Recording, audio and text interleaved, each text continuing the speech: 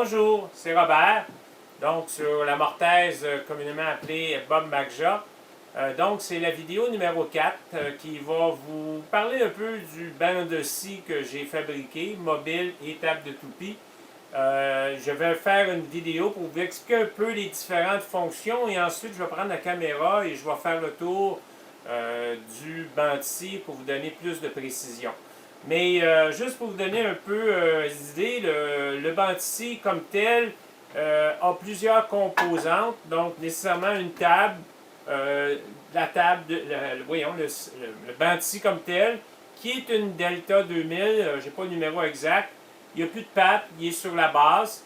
Donc une table de fonte et la table centrale.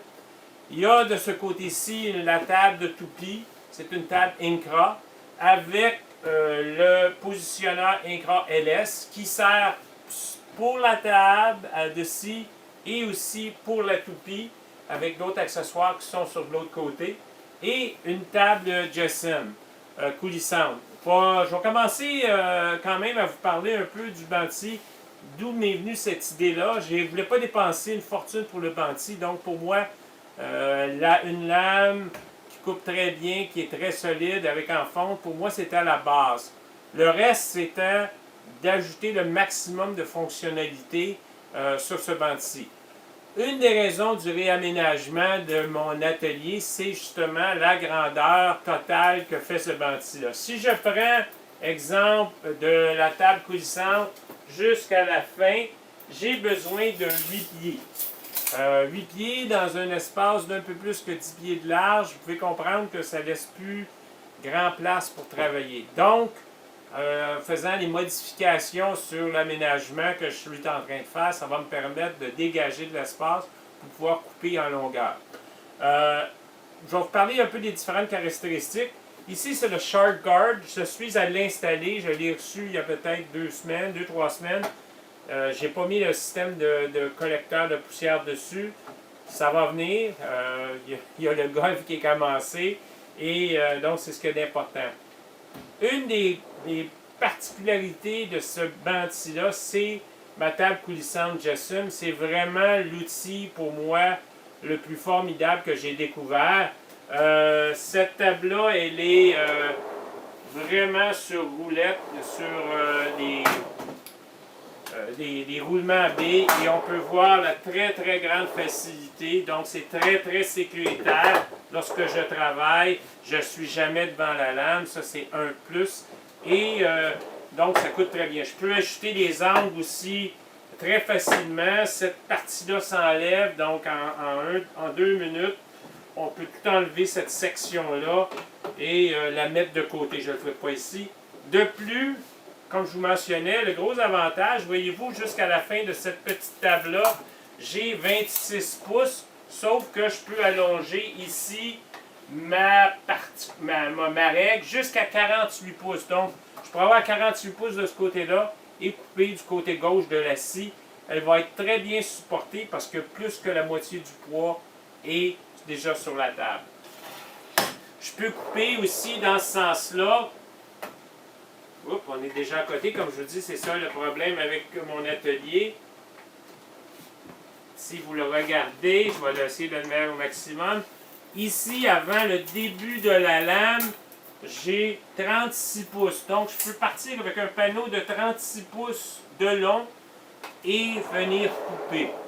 Donc, pas besoin de chariot, pas besoin de tout autre accessoire supplémentaire parce que je peux faire tout ceci avec la scie coulissante.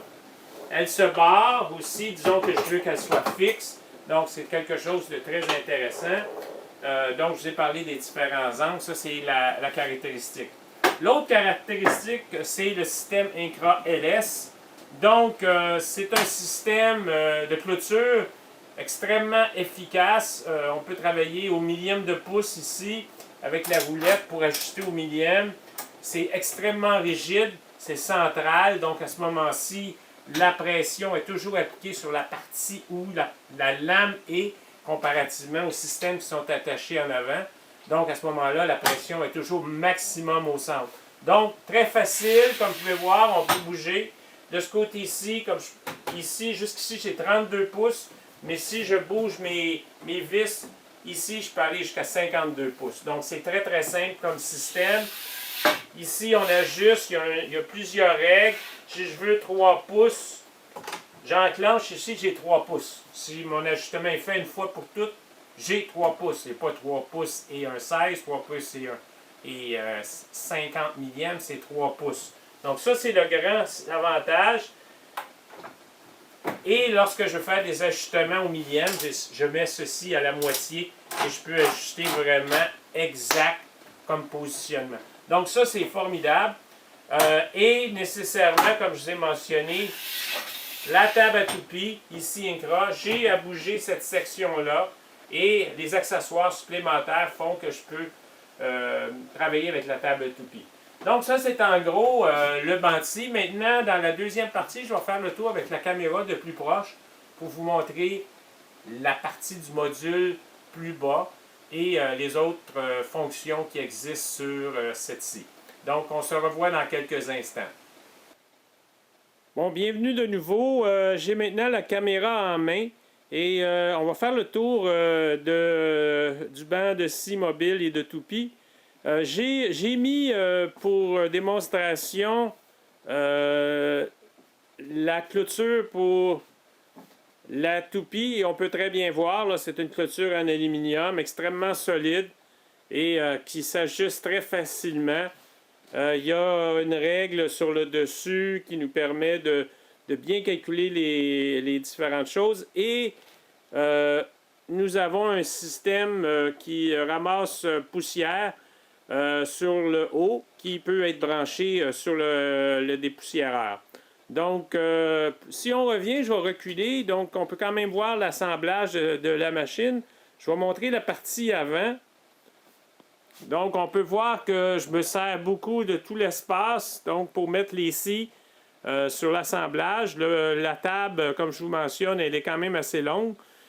Cette table-là avait été faite avant d'avoir l'extension. Je pourrais rallonger sur le côté droit encore, peut-être mettre un 2 pieds, donc pour mettre encore plus de rangement. Ici, sur le côté, on peut très bien voir la scie. Comme on peut voir, c'est pas très gros une scie lorsqu'on enlève les pattes. Et encore les rangements avec les outils pour ouvrir les différentes... enlever les scies. Et ici, une porte de rangement pour différents accessoires. Donc, beaucoup de rangements. Donc, je reviens, je vais faire le tour. Vous allez pouvoir voir, même chose, je pourrais rajouter du rangement ici. J'ai ici un Incrometer 1000 HD que je me sers peu puisque j'ai ma table coulissante, mais dans certains cas, c'est quand même très nécessaire. Donc, à l'arrière, pour montrer, c'est vraiment un scie contracteur. Donc, on peut bien voir le moteur Delta. Et j'ai fait une porte pour cacher la partie arrière pour retenir le maximum de copeaux. C'est très efficace. Donc, je ramasse au moins, moi je dirais, 80-90% des copeaux qui tombent dans la boîte dessous. Et en bas, nécessairement, j'ai une sortie pour le dépoussiéreur qui est branché dessus. La courroie est une courroie Link, donc c'est très intéressant. De ce côté-ci, vous avez le capteur de poussière sous la table.